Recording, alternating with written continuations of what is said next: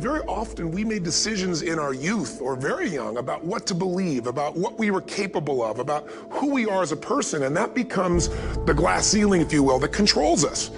There's a corny metaphor, but it's true. I remember one time I was with my family at the circus, and there was a person there, and they had this big giant elephant, and you look at this elephant, and they take this little rope, put it around the elephant's neck, and they drive this stake into the ground.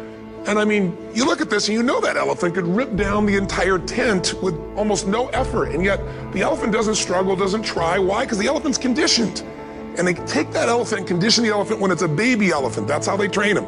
When it's a little baby elephant and it doesn't have the power yet, they put a big rope around it and they drive this huge stake in the ground, and the elephant fights and fights and fights. And one day, finally, that elephant decides, I'm not capable of pulling this out.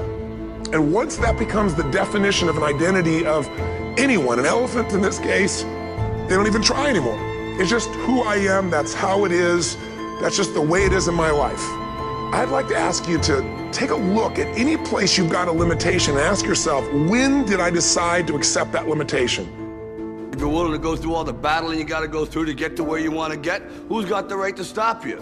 I mean, maybe some of you guys got something you never finished, something you really want to do, something you never said to somebody, something. And you're told no, even after you pay your dues. Who's got the right to tell you that? Who? Nobody. It's your right to listen to your gut. It ain't nobody's right to say no after you earn the right to be where you want to be and do what you want to do. Do people know you because of your unbelievable work ethic? If you can't answer yes to that, man, you're not going to get in that top 10%. You got to get at the top. People have to know you, not because, oh, he's a good salesman. Oh, he's a good this. Oh, he's an artist. Oh, he's a good pianist. Oh, he writes a great, story. No, dude, people need to know you for one major thing first. He works. He produces. The guy's there every day. The guy's pushing and shoving. Because the truth is, no matter how good your ideas are, how good your art is, or how good your skill set is, if you're not working, man, if you're not vibrating at a frequency that people say, my God, how does that guy do all that? If you're not vibrating at that rate, 10x levels, massive action, tremendous work ethic, it's just a muscle now, and it's just a discipline in your life, and it's a normal way that other people think is abnormal. Ryan Seacrest, Tom Cruise, Oprah, Steven Spielberg, Donald Trump, still pumping and working as a billionaire. Look, if you're not working at that level, you're not going to make it. Get your work ethic in, man. I feel so strongly that the reason I'm here is I dream big dreams. I dream the kind of dreams that other people said would not be possible. I'm also living proof. This isn't a Hollywood movie. I come literally from the other side of the tracks.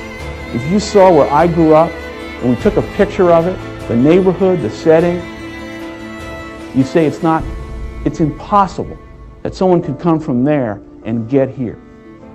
But it is possible.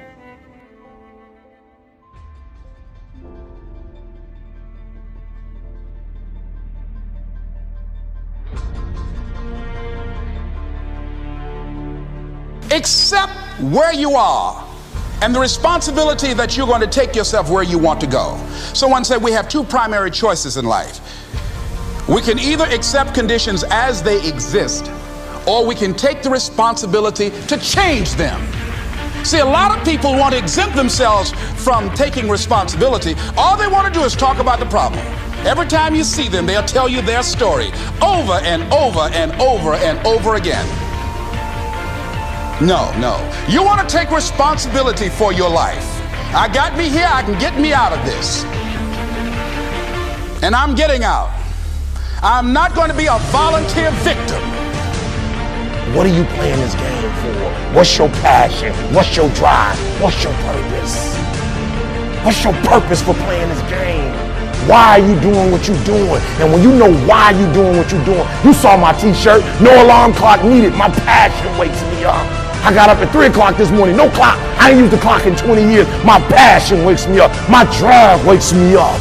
My determination wakes me up. My ability to be, do, and have whatever I want, it wakes me up. What wakes you up? What drives you? Why are you playing this game? Is it just a game? Or do you eat it? Do you sleep it? Do you drink it?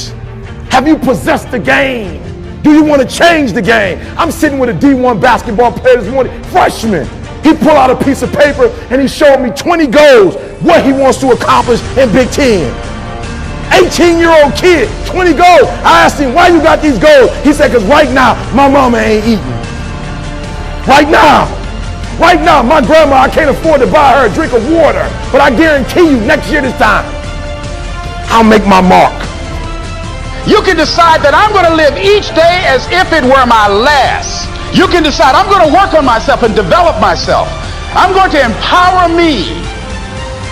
And all of these things that are happening to me right now, they're just temporary inconveniences. They're not stronger than I am. I'm in charge here.